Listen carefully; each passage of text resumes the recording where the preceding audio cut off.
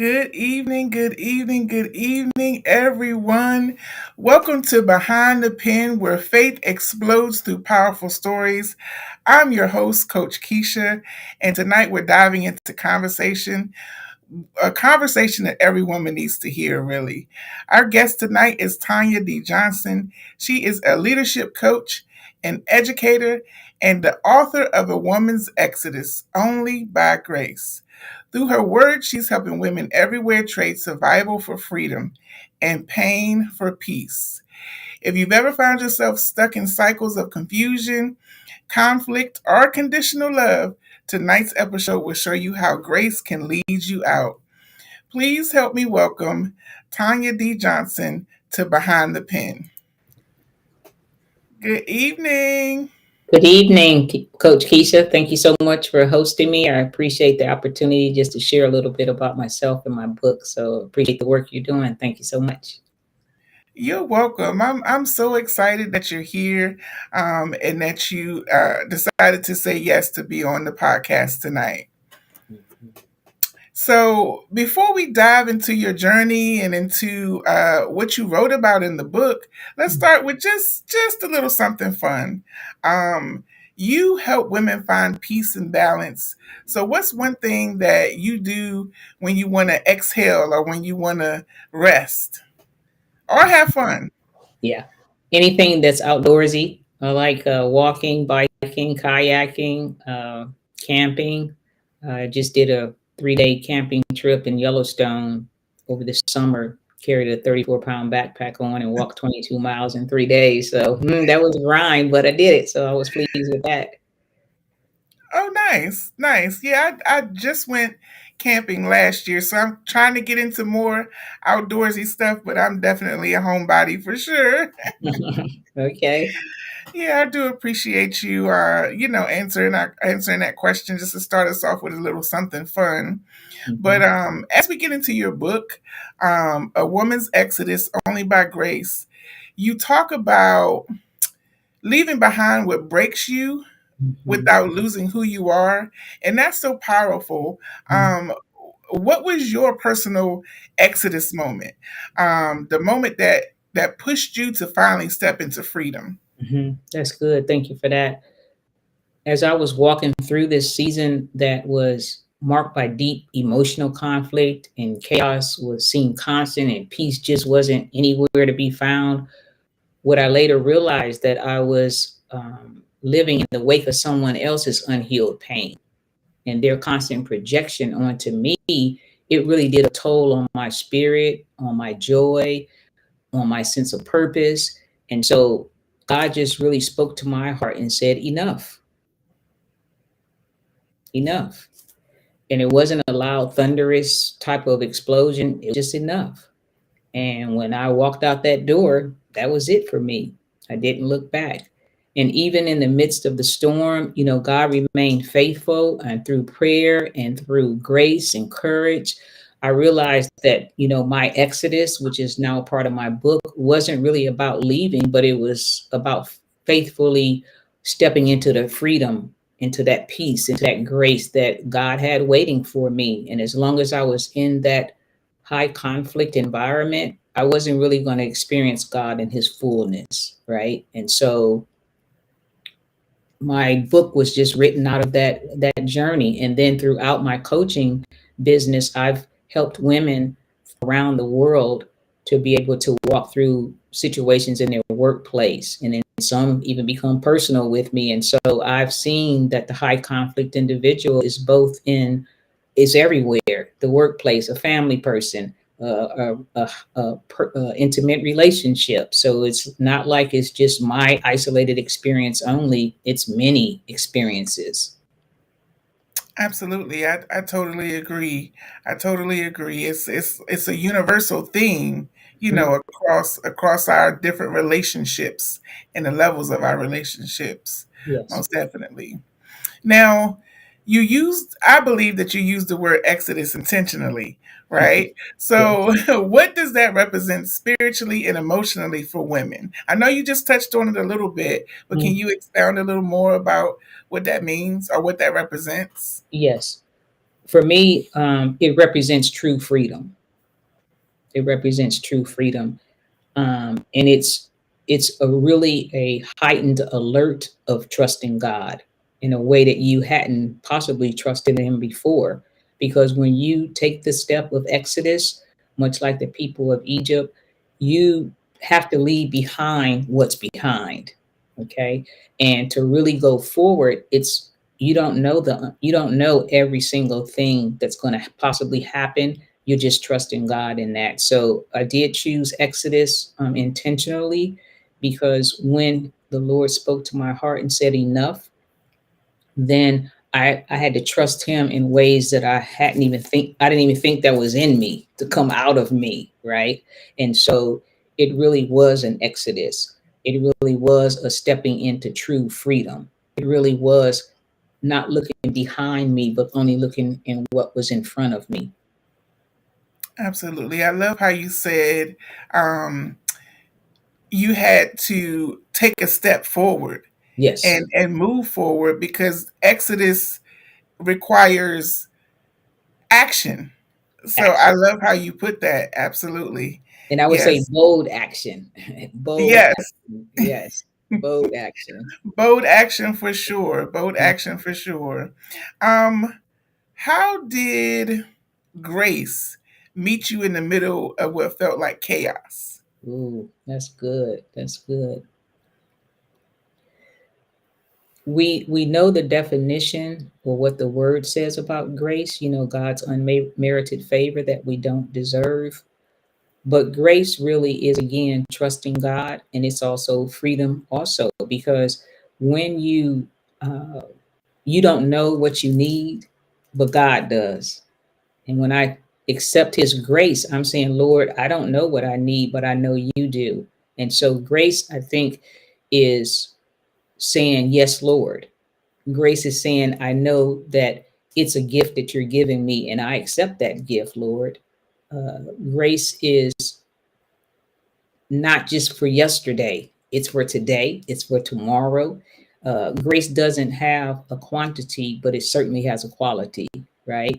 And so I think grace is very important, because, again, if you take that bold action of an exodus, then are you going to be open to trust God in ways that you may not have ever trusted Him before? Are you going to say whatever He provides is going to be enough because He knows best what I need? And so that's where grace comes in. Also, for grace, I think about the word forgiveness, right? And when you think about forgiveness, you really have to start with yourself, so you can't beat yourself up. You can't hold a grudge, or you can't hold jealousy or any type of thing that would block that grace from free flowing, right? And so it really invites the Holy Spirit in, because, again, I didn't know what tomorrow held, but I know who held tomorrow. Okay. I know that my God is able, right? And I know that He can do exceedingly abundantly more than I can think or imagine, you know? And when you're in that season of chaos, the enemy comes to steal, kill, and destroy. But Jesus said, I've come to give you life and life more abundantly. And toxicity is not God's best for me. It's not God's best for anyone. Absolutely. Absolutely. That toxicity, that dysfunction, uh, Yes. grace can't operate in those areas. No, not at all. Hmm. Hmm. And you said you did touch on it a little bit, but you said that uh, grace doesn't just cover us; it carries us through. Mhm. Right? Can you unpack that a little bit for our viewers? Yes, without a doubt.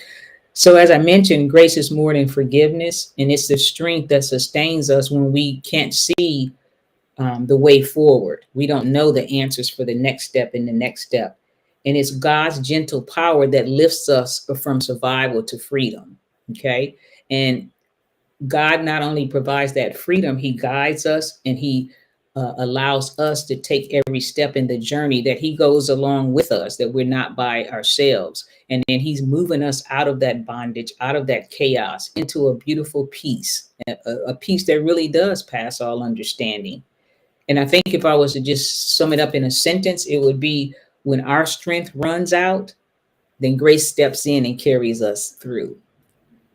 I love that. I love that. And it's that piece is unexplainable.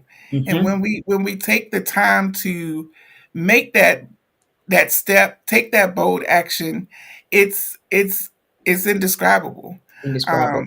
You know, but also something that we have to uh remember is that freedom is something that you maintain. It's not just a one-time event.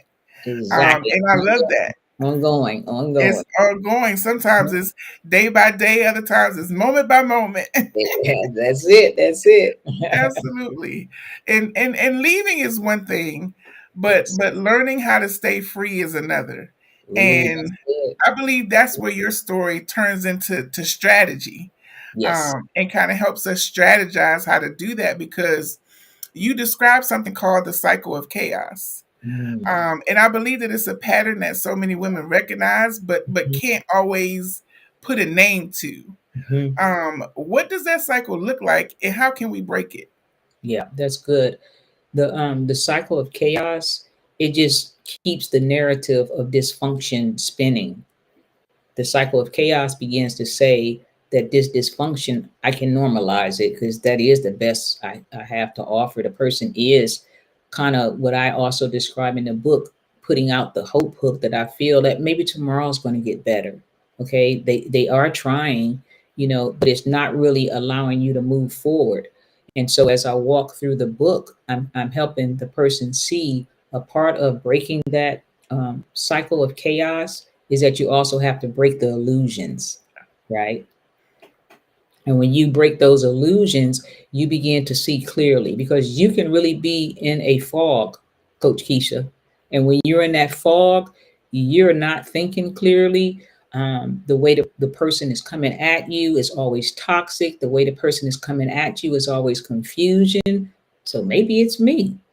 You begin to doubt and you begin to, so a part of the cycle of chaos is to break that illusion. And then at some point you have to realize the silent battles that you may have been dealing with in your head and in your mind and in your heart, and then how does that move.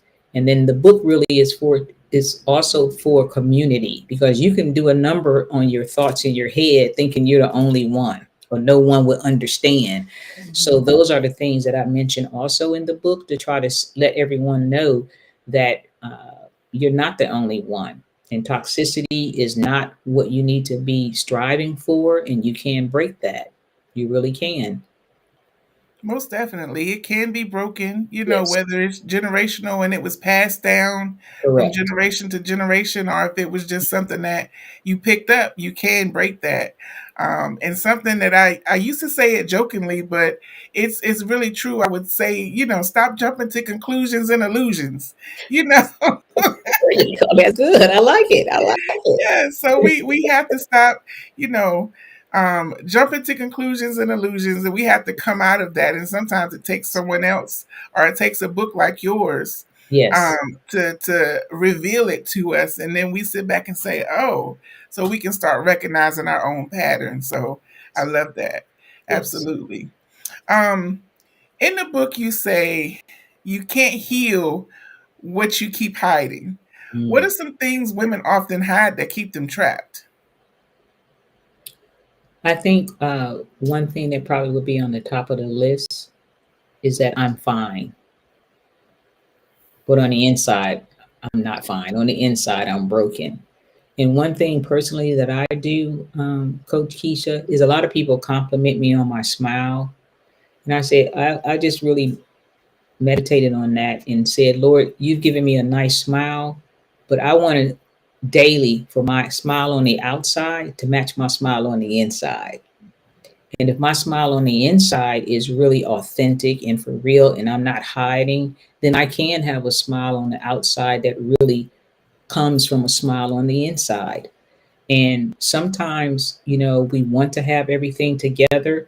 The women are balancing a lot, the kids, the this, the that, and then, your careers. And so we want to just juggle all these plates and to really be holding it together. And so I think sometimes it really starts with us saying, wait a minute, something has to give.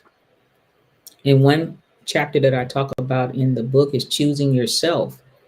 It's okay to take a pause and feed my soul, feed myself. Because if I don't feed myself, then I'm really not any good for anyone else. Right, right. And self care isn't selfish. No, not at all.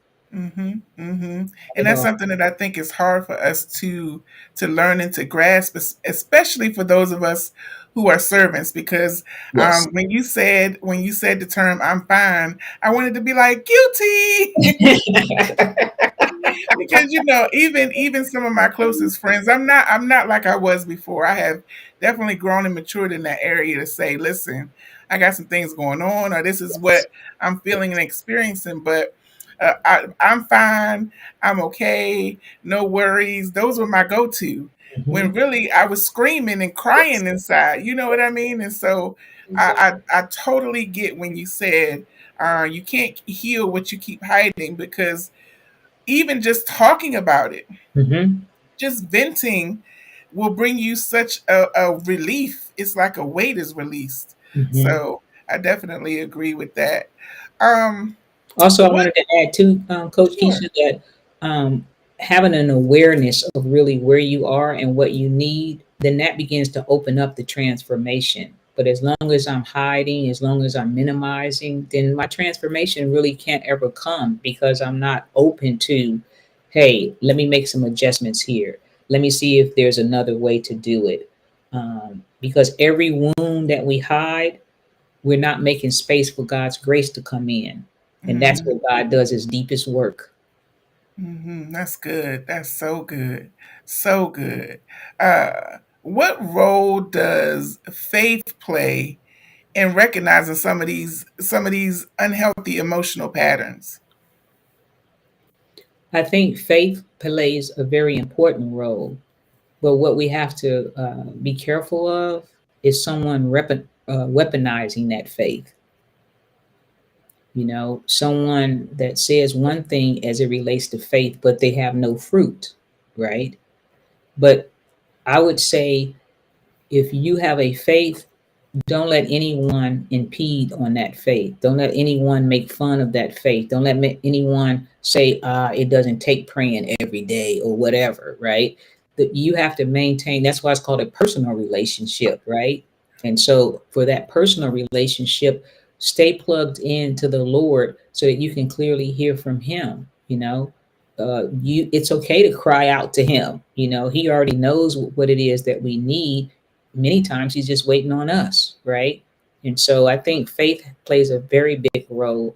Um, Also, I would say, as you're sharing, sometimes when we share with the faith community, it's some kind of way gets all jumbled up and it didn't really give us the relief that we need. So, a part of my coaching business and my team, we offer resources to help. Is this a safe person to communicate with? So we have some tools and resources to help them vet how to actually find that person, because we don't want the problem to be magnified because we went the faith route and the faith route just kind of blew up in our faces. That we don't want that, you know. Absolutely, absolutely, and I do like to say that the Holy Spirit is a master revealer. He's a master teacher, but Yes, he's also given us wise counsel. And wise counsel. sometimes that wise counsel looks like a coach, a Hmm. therapist, Yes. all of those things. So we have to work our resources. We have to work our network. And the church isn't always as well versed in the psychological and the emotional as Hmm. they are the spiritual, but they go hand in hand. Yep. They do. Absolutely. They do. Absolutely. So when we step out of chaos, we have to relearn what peace looks like. And you kind of remind us in the book that peace begins with perspective. Hmm. I love how you teach about the Exodus mindset, Hmm. leaving what breaks you without losing who you are. Yes. What does that mean to kind of develop that mindset day to day? I think definitely it would be retraining our brain opening up our heart again, because many times we've closed off our heart, right? Many times our trust factor, our trust barometer is low, low, low, right? And so I would say begin to feed your spirit man, right? I would say speak words of life over yourself.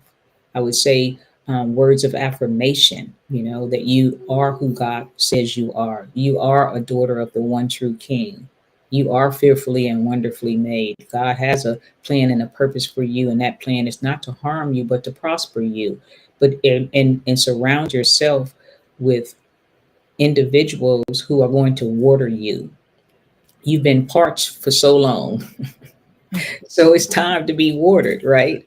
It's time for healing. You know, you also may have to be a part of various, um, I would say, programs or, uh, yeah, I would just say programs that really invite you to be yourself and to begin to get familiar with you again, right? Because for so long you may not have had an opportunity to be watered. Okay, you may not have had those moments where people value you the way that they should have valued you, right? Right. Absolutely. Absolutely. I like to, as you were speaking, I was thinking about just like the difference between thriving and surviving, you Yes, know, yes. and a lot of us find ourselves either in one or the other, like fight or flight, Mhm. survive or thrive. How can women recognize when they're still living in that kind of survival mentality, even after they've left a certain situation or disconnected with certain people? Mhm. What fruit? Really examine your fruit, because the fruit doesn't deceive us. Okay, really examine your thoughts, right? The word tells us to take our thoughts captive. So if do I drift back into old habits, right? And am I the Debbie Doubter? Okay. Am I just paranoid? Do I even allow something different and something new? Or am I just so protective and so guarded, right? And so I would say trust your instincts for certain. Be on alert for discernment for certain. Okay, recognize familiar spirits for certain, right? But in doing so, be open to flourish, be open to be watered. Okay, and if you can't just if you find yourself repeating familiar habits, right, then you need to you probably more than likely need to dig a little deeper. Okay, and healing looks different for a lot of people, right? Because trauma is different for a lot of people, right? But if you feed that trauma and you don't really move into trying to break free from that, and you're the one that's always got the drama going on, and you got to just really stop and say, hey, I'm not really healed right now. I'm not really living the life that God's called me to live, right? I'm not really choosing myself right now to give myself, that self-care like we mentioned. Absolutely, absolutely. Because I like to say that discernment is my superpower. Very good. It gives us a divine advantage. Hmm. Um, you mentioned grace as both soft and strong. How Hmm. can we balance compassion with boundaries? Hmm. That's a good one. Lots of time, the high conflict person, they zoom in because that person is very empathetic. That person is very compassionate. That person is very caring. So to keep the balance, you may want to um, test the waters a little bit, right? And in testing the water, if it's obvious that you're just giving way too much and that other person never meets you anywhere, or they bring the trauma drama in, and it's always, wait a minute now, that's saying to you that you might need to take a step back, you might need to take a pause, right? uh, and then really pray about it. God, I want to do this, but is this what you want me to do right now? Okay. And also, when we mentioned before, Women tend to want to save the world, but maybe it's not our assignment to save that particular situation or that particular person. So and be okay with that, right? That'll help also, I think, in helping you to keep the balance. Absolutely, absolutely. We do often pick up assignments that are not ours, Hmm. and that we were never intended to pick up, and so we do have to use discernment, and know when to keep it moving, Keep it. and not pick up things that don't belong to us. Yes. Um, I don't remember if this was in the book or not, but there was a quote that I wrote down that says, uh, "The broken mirror cannot offer a clear image of your worth." Mm. What inspired that line? What inspired that line, or what do you unpack that a little bit for me? Their broken mirror cannot offer a clear image of your worth. Yeah. Where I was going with that, and it is in the book, is that the high conflict person, they are so certain that they can write the narrative to your life. So, first of all, when they try to hold up the mirror to say, this is who you are, this is who you are, that's a distorted mirror, right? And the mirror is not in a reflection of who's in the mirror. The challenge or the brokenness is really in that person holding the mirror. Ah, mm-hmm.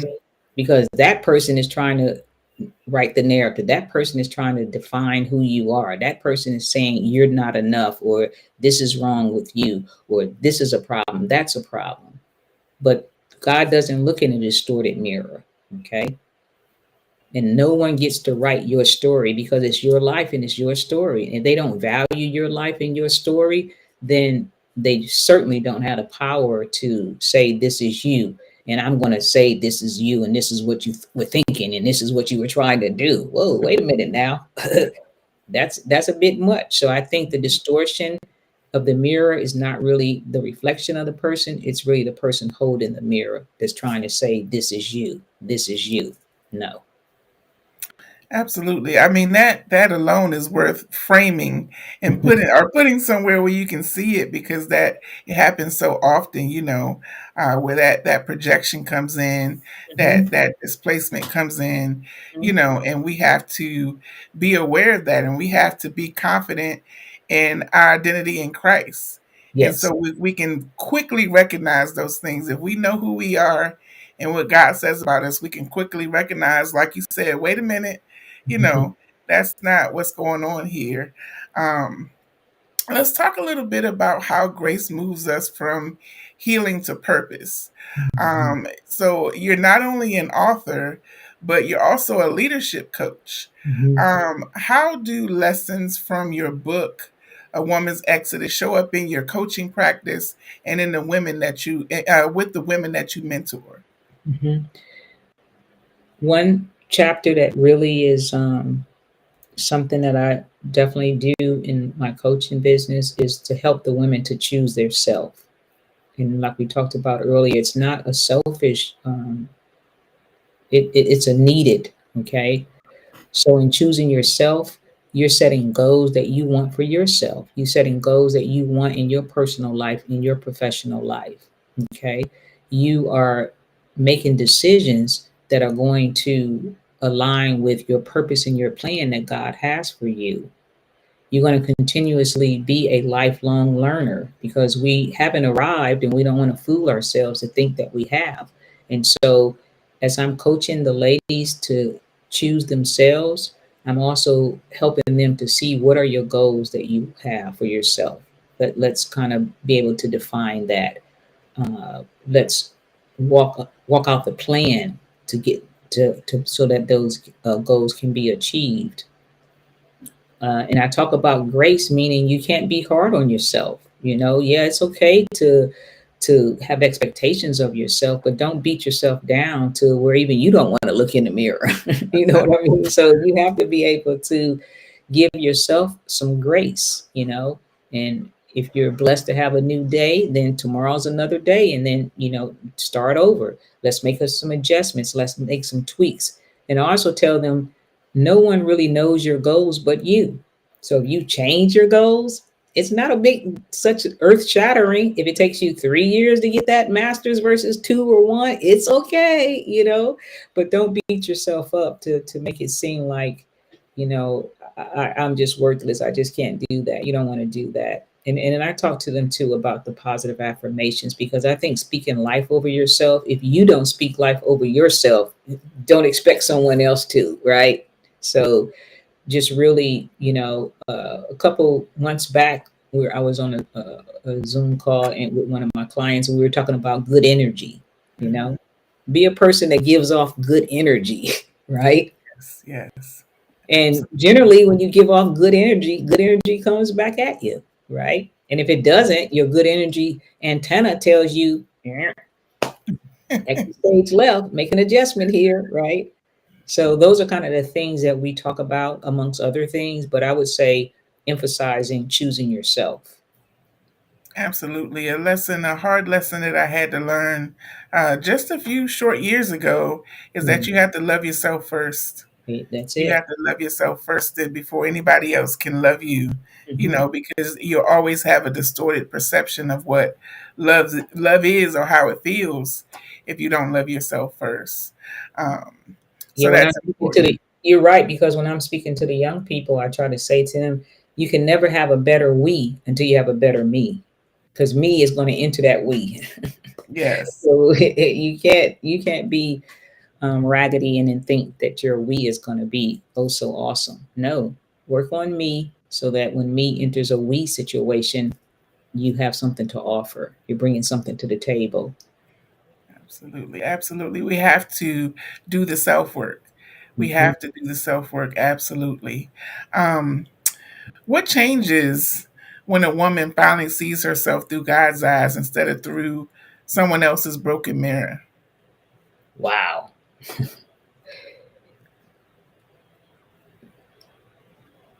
You feel a weight that's lifted that is so indescribable, actually.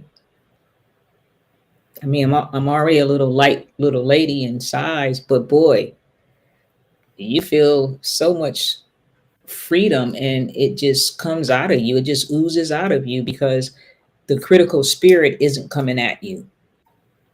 The negativity isn't coming at you.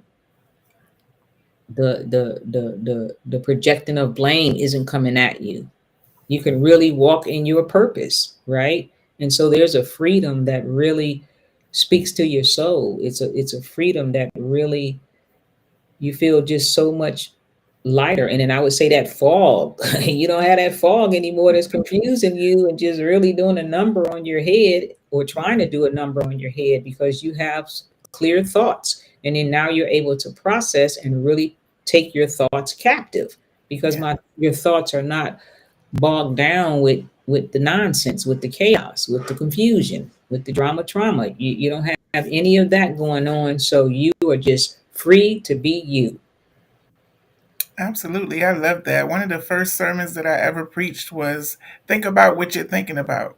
There you We go. have to think about those thoughts that what do they call it, that inner chatter, Right. that we have going on, that broken record that keeps Mhm. playing, that drama trauma that you talk about, that keeps we keep replaying and rehearsing in our minds. So we definitely have to think about what we're thinking about and how that's affecting our outer world as well.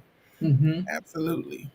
So, how do you help women rebuild their confidence after emotional or spiritual trauma? I first meet them where they are. You can't um, take someone to a place until you hold their hand. And when you hold their hand, you may have to sit there for a minute. So I can't drag them along. I just have to hold their hand. And in holding their hand, what that looks like to me is really being an active listener, really having compassion, and really trying to understand their story, make it a safe place so that they can share, that they can be vulnerable, right? Um, and realize that uh, they are in a place where they can now make different moves that they can decide something different for them for their lives, right? And so just really meeting them where they are and understanding too, are you ready to do the work, right? Because again, they're not my goals, they're your goals, right? You the one have to show up every day and do the work. So are these realistic goals? Are you willing to do these things? Do you see the importance of these things? And then just coming alongside of them and really being their cheerleader, really being their source of reason. Feel free to call me, talk to me. We can discuss things and just really, hey, I appreciate you listening. I appreciate you pouring into me, speaking life into me. Absolutely. Absolutely. Sometimes us just practicing the ministry of presence, Yes. and them just simply knowing that somebody is there, Mhm. can be the first step Yes. into, preparing them to even want to do the work. Yes. Um, so I love that. I love that. For our listeners who lead teams, families, ministries. How do we lead with grace while also protecting our peace? Mhm. I think one thing that we should do in any assignment that we have is to recognize that it's an assignment from God. So don't stay in a place where I'm trying to do everything in and of myself, because I can do all things through Christ who strengthens me. And so, do I have that joy of the Lord in me that strengthens me? Am I constantly examining myself so that I can lead well, right? And that doesn't necessarily show up every day, all day. But if we have 7 days, we're not talking about one day it shows up, right? So you can have more good days than you do bad days. And when you do have bad days, recognize that it was a bad day and encourage your team to say, hey, yesterday wasn't good for me. And I ask forgiveness in that area, and this is what I want to do differently. But I think sometimes we lead and then we get burned out because we wasn't leading with the Holy Spirit. We were leading in Tanya's strength. We were leading in Coach Kesha's strength. But when we lead with the Holy Spirit, we don't get burned out. Also, sometimes we have to, our life reflects seasons. And sometimes we stay in a season a little too long. That hinders the next person's assignment because I'm still there when I should have been gone a long time ago. So recognize when your season is up, right? So that you can grow, because sometimes we stay in a season because we're comfortable. But God wants to challenge us. God wants to grow us. So those are some things that come to mind, uh, for the leaders, and just really knowing the group of people that you're leading. What's the intent there? What's the purpose there? What do you want to accomplish there? What are your objectives? And then examine every now and again, are we meeting our objectives? How do we measure success here? What does that look like? Right? Mhm. Absolutely. I love that. I love that for sure. Just being able to discern the season, Mhm. you know, and know when it's time to move, know when you've grown comfortable, and having that grace. And again, that discernment comes in, because we have to there has to be a catalyst for us to move or to transition. With Um, hope. Mhm. and when we learn to live by grace, like you said, it doesn't just change our story, it changes the way we help others write their stories. Yes. It changes the way, others take on their assignments, and we don't want to cause delay in someone Yeah, else taking on their assignment. So, that's true. I really love that. Before we get into our last couple segments, I want to take a moment and thank everybody that has been joining in with us and participating with us. If you take a moment and you share this broadcast with a family member or a friend on social media, Facebook and YouTube, go ahead and share it. I also want to bring your attention to the QR code in the upper left and right hand uh, corner of your screen. It might be flipped on your side, but there is a QR code in the corner. That QR code would take you directly to Tanya's site. where you can be able to purchase the book. She also has some other merchandise on her website.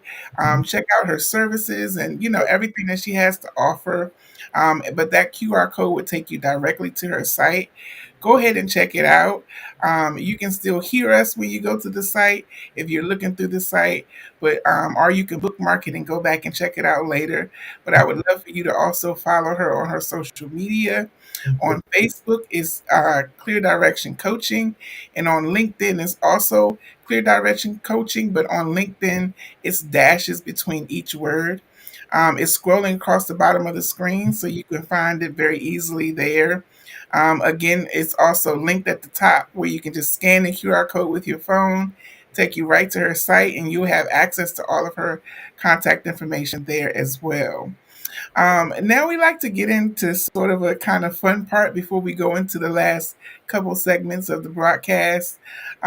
Just a few fun questions that I have for you. Um, Okay. would you say that you are a coffee or a tea drinker, and why? I would say a tea drinker. Um, I used to drink coffee, and I went on a mission trip back in 2007, and I was like, what if I can't get my coffee?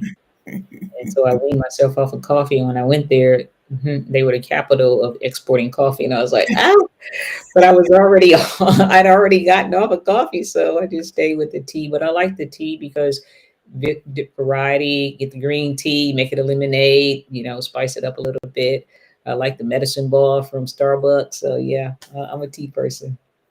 Absolutely, me too. I wasn't always a fan of warm drinks, but now I love warm drinks and I love tea. And I also like apple cider, and it's coming Yeah. into the fall season where I can have a lot of apple cider. So I agree. I'm not big on coffee, but I love a good warm cup of tea or a nice cup of iced tea as well, Hmm. for sure. Um, if you had to choose between a beach house or a lake house, which would you choose? I'll probably choose the beach house. Hmm. Yeah, the beach house. Yeah, the beach is always the popular answer. See, I'm like a lakeside mountain kind of girl, but I Hmm. noticed that a lot of people are a beach people, which is just fine too. The beaches, I love water, so Yeah. wherever water is, I'll be fine. You I'll can be collect fine. sand to make some sand castles. Can put a hammock out there, and yeah, Hmm. beach. Hmm. Absolutely. So, last question: if your life was turned into a movie, who would play the lead role of Tanya Johnson? Hmm. And that's a hard one. But who came to mind right out of the gate was Viola Davis. I just want to say that this is the fourth podcast that someone has said Viola Davis, and we had one other say Angela Bassett, but yes, those are two powerhouses, Yeah, absolutely. Viola Davis. I really Uh don't huh. know. Hmm. Absolutely. I love that. I love that. I do appreciate you participating in our fun lightning round. Oh, thank you. Just to lighten up the segment a little bit. It's been so powerful Mm. and enlightening, even for me. And I'm a life coach as well, and a master mental health coach. But it's been so enlightening because sometimes we just need to hear and be reminded of certain things. So you've definitely reminded me of a couple of things, and I know our viewers have been reminded as well. Um, as you reflect on your journey, what does freedom look like for you now?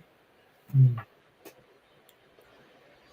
Um, freedom for me now just is a continuum of pouring into other people. Freedom for me now is sharing my story. Freedom for me now is just really walking in God's purpose for me. Um, I've been blessed with a network around the world. I've been blessed with resources that allow me to do things that can really continue to bless other people as well as myself. Um, with the fact that I have a nonprofit and for profit in both spaces. I get to invest in people. That's kind of what the programs and the ministries are built on. And so, Tindula Upendo is Swahili for act of love. That's our nonprofit arm. And that's how I want to lead. I want to lead with love because at the end of the day, when my life is over, the Lord's going to ask me, I think, two questions. Did you know me? Did you make me known? And so I want to live every day where I'm knowing Him, learning about Him more and more. And every day I'm making Him known in whatever space that I'm in. And so that's what freedom looks like to me, to be able to do that and to do it in a way that really makes a difference in people's lives, because I know without the Lord, where would I be, right? Absolutely. Absolutely. And I don't even want to think about the answer to that question. Oh, no. So, I call you, and I'm in the cycle of chaos currently, right now as we speak. What is my first practical step? My practical first step to begin healing emotionally and spiritually. What would you say to me if I just trauma dumped on you? What would you say? It In today's setting, it's important to really connect with the person and say, "Are you safe?" Because whatever coaching I'm going to provide for you, if you're not safe, can you really execute it, right? So the first question is to say, "Are you in a safe space?" Okay, and then if that's a concern, we address that with resources that we have based on where you live, so on and so forth. And then following up, and probably even before that one, would be, are you in a place in your head that you're not trying to do self harm? Are you in a space where, you know what I'm saying, just to really make sure that that person is okay? And then we begin to take steps to move in the direction that they want to move in. And again, you just really have to listen, because in Exodus, as I indicate in the book, it could be in your heart, your mind, and then a physical exodus, packing your bags and walk out the door. So I don't want to ever drag anyone along, but to really get a pulse, you know, where are you? What space are you really in? Because sometimes it's just a matter of dumping. And once they unload and dump, wipe myself off and say, "Oh, okay, now let's get the priority list going here. What really should the next step be for you?" Okay, but yeah, say, are you safe? And are you in a safe space? And are you in a safe space as far as your thoughts and what you have swirling around in your head? Absolutely. Absolutely. I love that, and because it makes me think about the ministry arm of my business.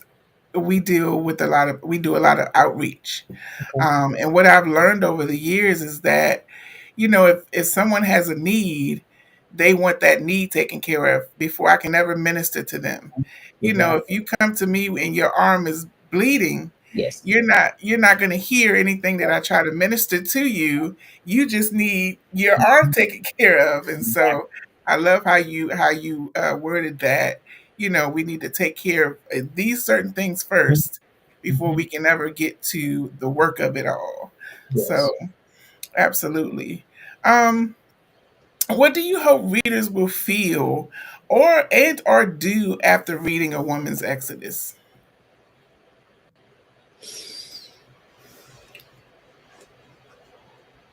I really hope that the reader would really come to an awakening, a reckoning, because the book really does put you in a place of awareness. The book really does speak to some things that maybe you didn't have a thought about to put any type of words to it. So now you hear the voices of not just me, but other women around the world. And you also see that you're not alone, you know? And so in those things, maybe in those thoughts, then maybe you can then start executing some of the things that you read in the book, you know? Something that's, starting with boundaries. Maybe that's where you need to start there, you know, just reflecting on this wasn't an illusion. Okay, now what am I going to do with that? We also have coaching services, as you mentioned, as well as bi-monthly. My team and I do women meetups, on Zoom where we talk about some things. So maybe you would find one of those resources would be helpful. At the end of the book, I do put resources, and so maybe again the resources that I offer there personally or some within your community that you need to tap into. But I really would say a call to action. You know how you say, what's your call to action? The call to action is the call to action, that they would actually be moved to take that bold step, whatever that looks like in their life. Absolutely, absolutely.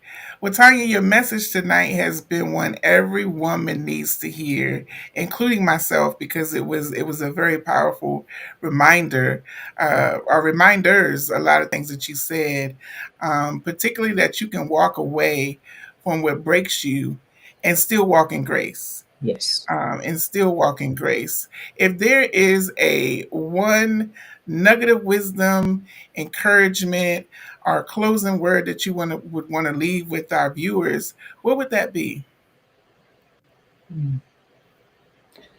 I would say if you're ready to trade survival for freedom and pain for peace, then your exodus begins here. I It love really that. does. Your exodus begins here because, again, the exodus could be in your heart, it could be in your mind, or a physical exodus out the door. But in every challenge, be offers an opportunity for growth, right? Absolutely. Absolutely. I love that. Um, so, for anyone listening who's ready to begin their own exodus, you can connect with Tanya and her team at cleardirectioncoaching.com. Yes. That's cleardirectioncoaching.com. And you can follow her journey on Facebook and LinkedIn. Like I said before, you can scan the QR code. It will literally give you direct access to everything Tanya Johnson, everything clear direction coaching. So be sure to scan that code before we log off, and bookmark it and save it, and definitely reach out to her and her team if Yes. you're ready to begin your own exodus. A woman's exodus only by grace is now available, Yes. and it's helping women everywhere find clarity, courage, and peace, Yes. and above all, freedom. That's it. Freedom. And here at Behind the Pen, the VTF Collective, and Unquestionably Free, we love a good freedom story. Um, and because that's what we embody is walking in freedom. So Tanya, tonight I just want to thank you for joining me on Behind the Pen, for sharing with our viewers. Um, I really do appreciate you, and I just pray that you continue to touch many, many, many, many lives through Mhm. all of your endeavors, in your business, coaching, and especially through your amazing book, A Woman's Exodus Only by Grace. Thank you so much for joining us on tonight's edition of Behind the Pen. Thank you. If you just hang out with me for just a moment, we're going to close out, and I'll be right back with you. Okay. Thank you so much, everyone, for joining us on the Behind the Pen podcast, where faith explodes through powerful stories. Be sure to subscribe to our channel on YouTube, Spotify, and wherever you can watch or listen to your podcast. Until next time, keep the faith, keep your peace, and remember, freedom starts with grace.